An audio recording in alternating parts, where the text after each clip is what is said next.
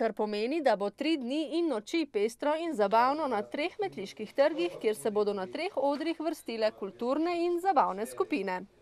Delali bomo v malo manjšem finančnem obsegu kot prejšnja leta, ampak kljub temu smo se potrudili pri pripravi programa in vseh ostalih spremljevalnih dejavnosti, da je vinska Vingred na nivoju, kot je bila do sedaj. Odlična belokranjska vina in kulinarika ostajata rdeča nit turistično-vinarske in kulturno-etnološke prireditve, prepoznavne tudi izven belokranjskih meja, ki jo bo letos odprl predsednik države. 25.000 obiskovalcev, kolikor jih po izkušnjah preteklih let v 3 dneh pričakujejo v Metliki, bo pilo odlična vina, kažejo rezultati letošnjega ocenjevanja, saj je kar 40% v oceno prinešenih vin prejelo zlato oziroma veliko zlato medaljo.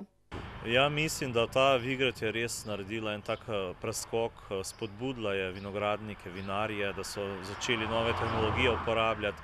In če bi danes primerjali vina izpred 30 let, bi videli, da je to bil velik preskok.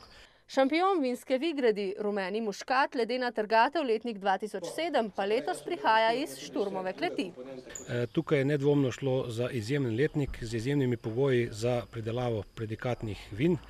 To smo v naši kleti seveda skušali izkoristiti in iz tega grozdja prenesti v steklenico oziroma v vino. Prireditelji vinske Vingredi pa so poskrbeli, da se bodo vsi obiskovalci zabavali in vina pokušali brez skrbi, saj so poskrbeli za avtobusni prevoz iz Novega mesta, Črnomlja in Semiča.